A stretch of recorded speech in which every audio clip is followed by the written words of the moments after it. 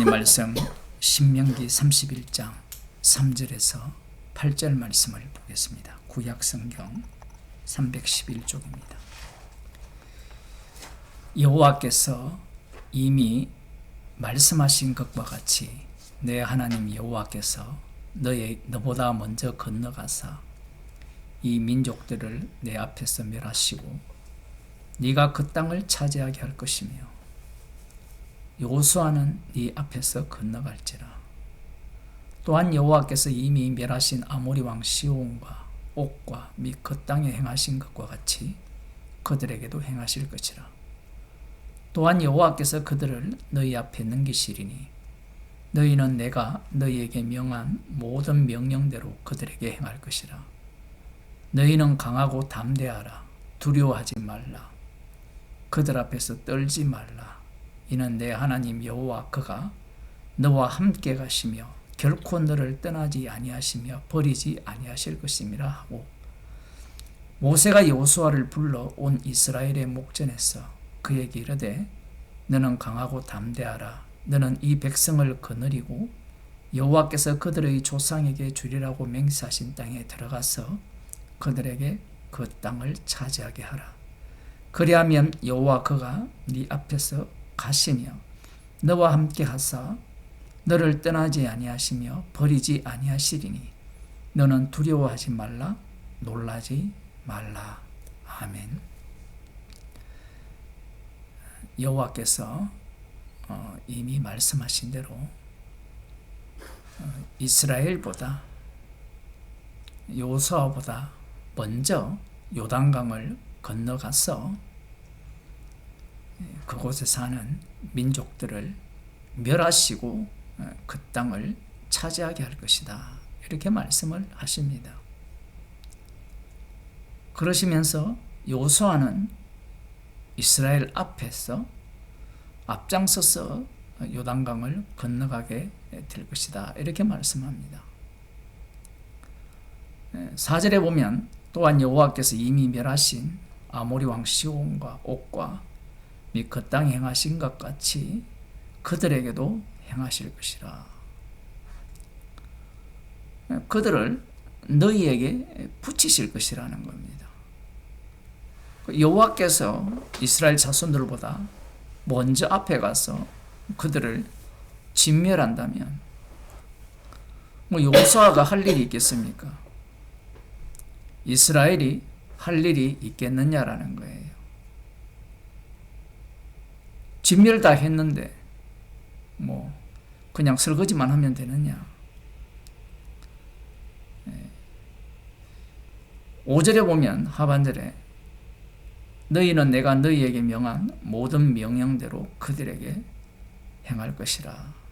이렇게 말씀합니다. 여호와께서 명하신 것은 그들을 진멸하라는 겁니다. 여호와께서 앞서 가셔서 그들을 진멸하실 것 같으면 홀로 다 하시면 되지.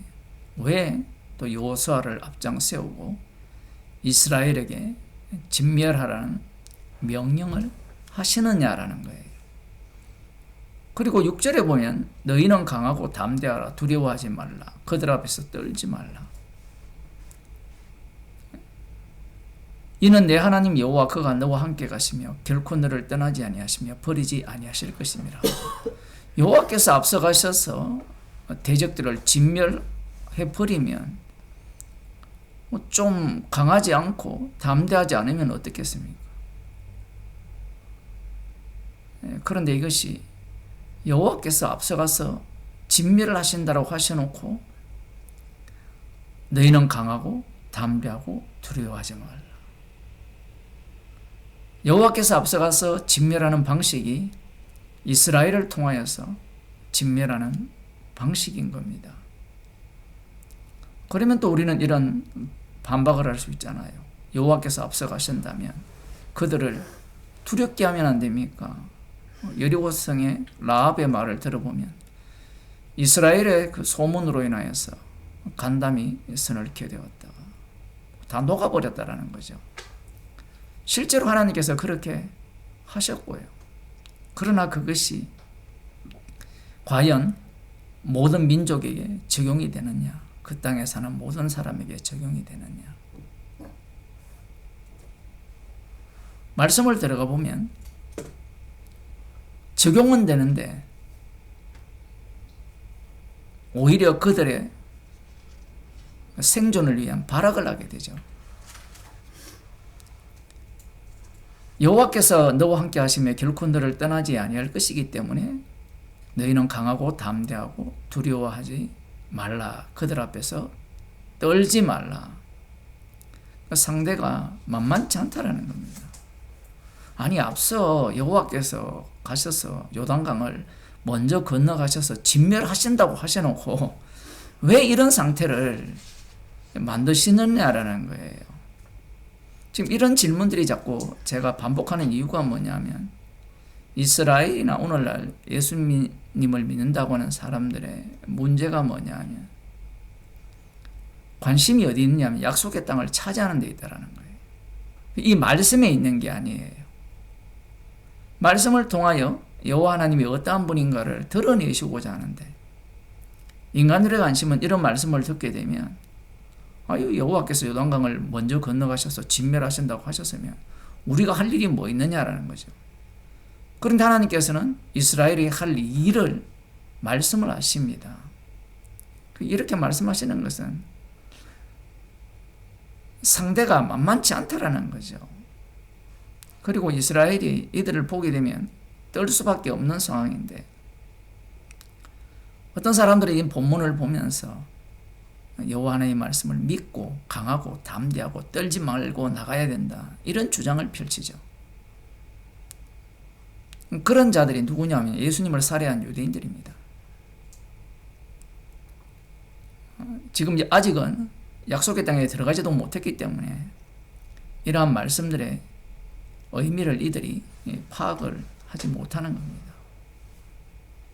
지금 여기에 보면 하나님께서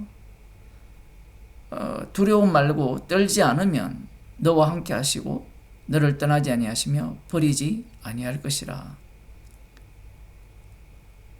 아니 뭐 하나만한 말씀을 자꾸 하시느냐 이런 반박이 생길 수밖에 없습니다. 7절에 보면 모세가 여호수아를 불러 온 이스라엘의 목전에서 그에게 이르되 너는 강하고 담대하라. 너는 이 백성을 거느리고 여호와께서 그들의 조상에게 주리라고 맹세하신 땅에 들어가서 그들에게 그 땅을 차지하게 하라. 그리하면 여호와 그가 네 앞에서 가시며 너와 함께 하사 너를 떠나지 아니하시며 버리지 아니하시리니 너는 두려워하지 말라 놀라지 말라.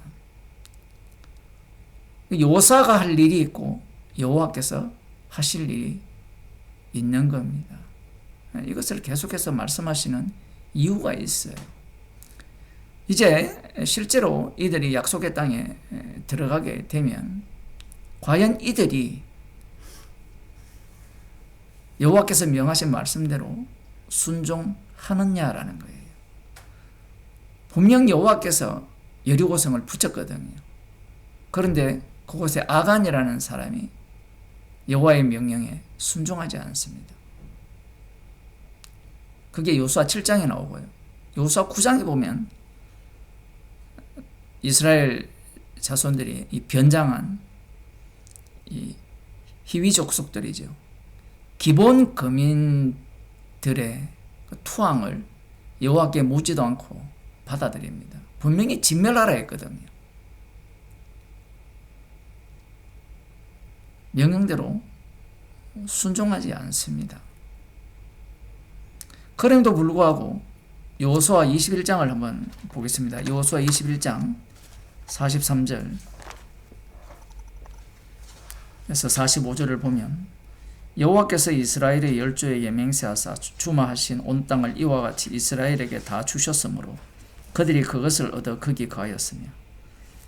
참 이거 어릴 때 이런 말씀을 읽으면 이해가 안 됐거든요. 다 안 주셨거든요. 사사기에 가면 다 차지를 못했어요. 이런 말씀의 의미가 무엇이냐면 하나님께서는 약속대로 주셨다라는 겁니다. 문제는 주셨는데 이스라엘 백성들이 순종하지 않아요. 그 뒤에 44절 봅시다. 여호와께서 그들의 사방에 안식을 주셨을 때 그 열조에게 맹세하신 대로 하셨으므로 그 모든 대적이 그들을 당할 자가 하나도 없었으니 이는 여호와께서 그들의 모든 대적을 그들의 손에 붙이셨습니다. 실제 상황이 그런 거예요. 그러나 완전한 진멸전쟁은 끝나지 않았습니다. 그럼에도 불구하고 여호와께서는 대적들을 그들에게 다 붙였다라는 거예요. 문제는 뭐냐면 오늘 본문의 말씀대로 그들이 두렵지 않고 떨지 않고 여호와께서 명하신 대로 진멸하면 되는데 진멸하지 않아요. 사사기 1장에 보면 그런 내용이 나오거든요. 1장 19절에 한번 볼까요?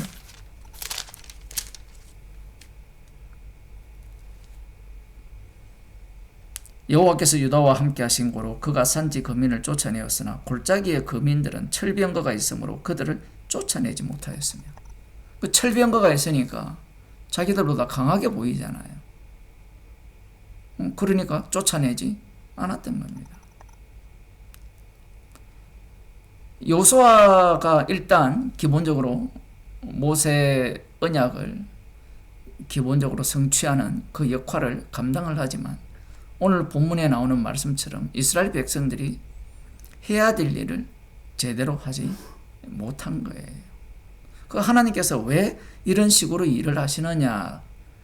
그 이유는 제가 끊임없이 말씀드립니다만은 이스라엘의 관심은 약속의 땅에 있죠. 여호와 하나님의 관심은 언약에 있습니다. 언약을 위한 이스라엘이라는 거예요. 그 언약을 다르게 표현하면 오늘 나오는 말씀이에요.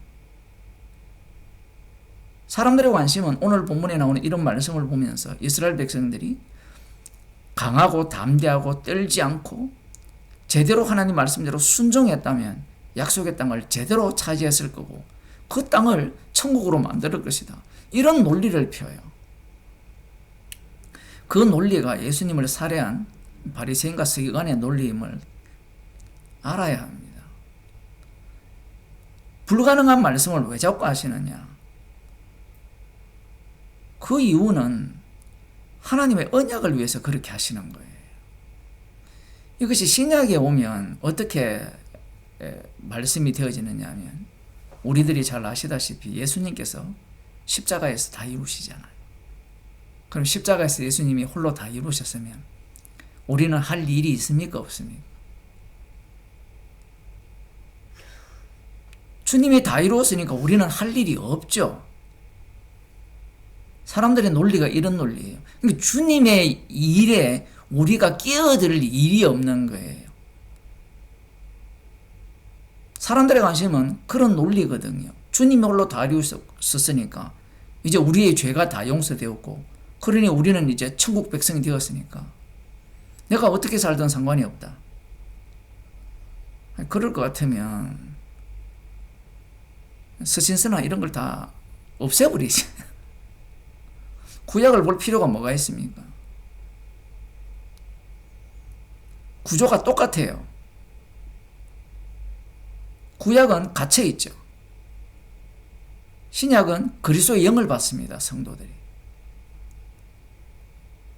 구약은 갇혀 있기 때문에 말씀을 깨닫는다 하더라도 자기 영광을 위해서 말씀을 해석해요.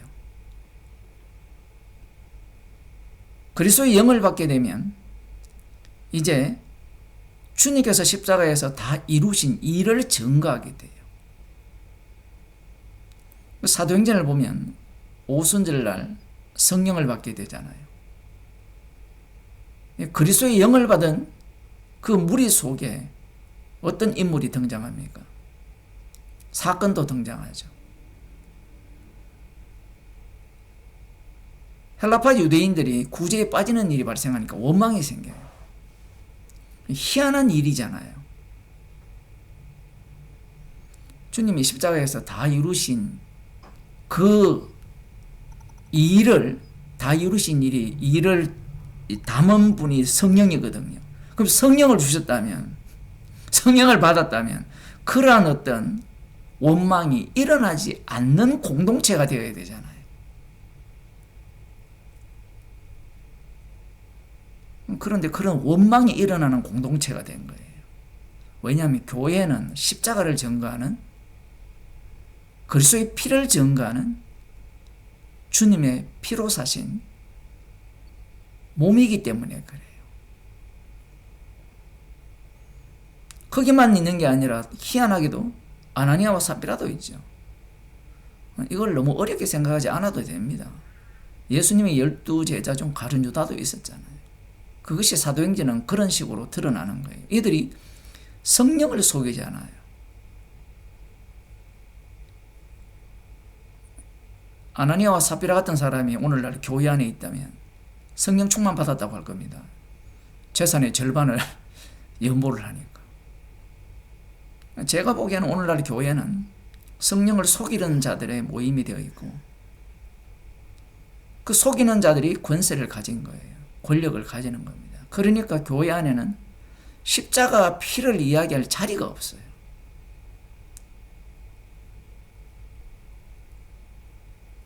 나를 부정하는 복음은 용납하지 않아요. 사람을 좋게 하지 않는 복음은 그들 입장에서는 다른 복음이에요. 주님 보시기에는 그게 다른 복음인데 성령을 못 받았으니까 십자가를 자랑하는 증가는 그러한 어떤 모임이 되기를 원치 않는 겁니다. 개인적으로도 마찬가지죠. 베드로가 예수님을 따라다닐 때는 지 성깔대로 따라다녔죠. 탐욕대로. 그러면 오순절날 성령 받으면 성가를 안 부려야 되는데 사도행전 10장에 보면 환상을 볼 때 자기는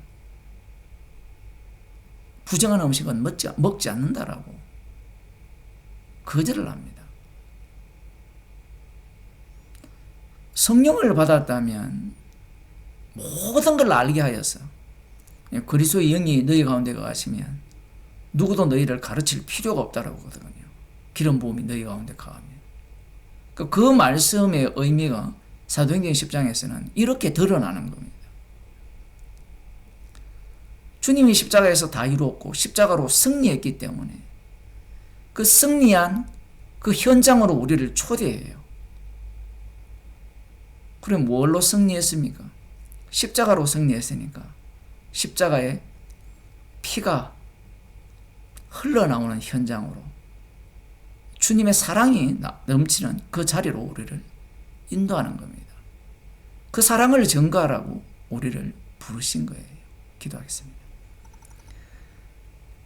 하나님 아버지, 나의 구원이 나의 행복의 목적이 아니라 십자가에서 다 이루셨음을 전가하기 위해서 우리를 날마다 십자가 사건이 일어나는 현장으로 인도하심을 감사하는 주의 백성이 되게 없어서 예수님 이름으로 기도드리옵나이다. 아멘.